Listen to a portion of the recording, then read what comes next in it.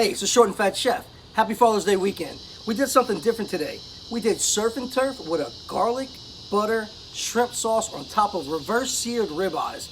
Want to see how we did it? Check it out. Well, start out with good meat. I got some prime cuts from Costco, these beautiful ribeyes. Look at that. I started out with a little Dale's. I love Dale's. I don't use a lot of it. I just like the way it flavors the steaks. I just rubbed it down and flipped it over so I got the bottom. And then I used this Beef It Up from Berkshire's. It's mostly a pepper, salt, and garlic mixture with a little bit of other spices. But I sat them in the fridge for about 2 hours while I got everything else done. But look at those pretty ribeyes. I had some thyme, some whole clove garlic, and some flat leaf parsley. I cut it up and put it to the side, and then got the pit ready. I had the Weber kettle with vortex inverted with some charcoal, and then I put the middle grid on, and I put those steaks around it. So whenever they cook this sauce, it always uses a pan to cook the steaks. Since I'm using a barbecue, I just use a little bit of the steak bits to give it a little gras-doux. Once they hit 126, 125, I took the steaks off and set them in my pit boss, and then I cooked those little steak bits down to give it the little flavor to the bottom of the pan, and added some butter. Get that butter nice and hot. It won't burn if you take care of it, and then immediately throw those shrimp in there. The shrimp are not going to take long at all to cook.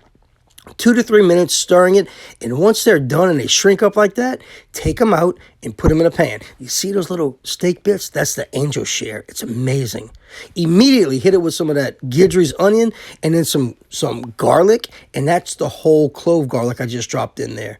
And once that happens, you just stir it up, get it nice and hot, and make sure it simmers. Then I hit it with some white wine. This is a Moscato. It was cheap. I don't drink wine. Well, I just took a sip. Wasn't that bad? Won't do it again. So, Holy Voodoo from Meat Church. This stuff's amazing. It gave it a beautiful red color, but also a nice kick. So once it starts to simmer, and those onions and garlic is starting to get clear, that's when you hit it with the heavy whipping cream. I used about 3/4 of this carton, whatever that is, 1.5 cups. Give it a good stir, and that's when I introduced the parsley and the thyme to it. So you put it in there, stir it up a little bit, make it look nice, and once you got it all simmering, just like it looks right there, you're going to throw those shrimp right back into it.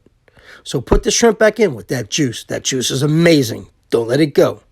So give it a stir. Make sure all the shrimp is incorporated into all of that nice, beautiful juice.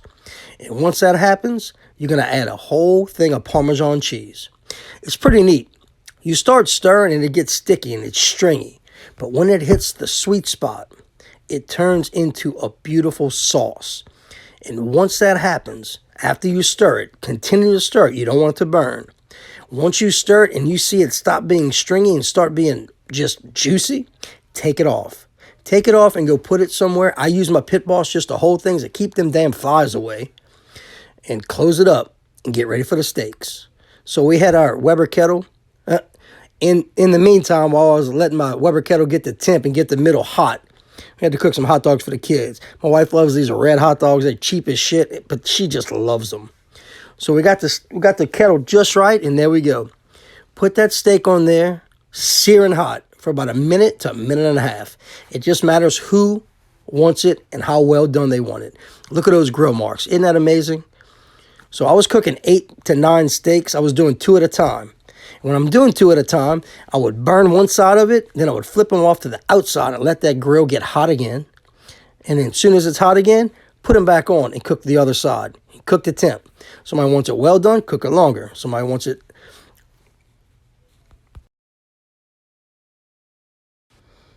I like it like this. Look how pretty that is. And when you put that amazing shrimp sauce on it, everybody loved it.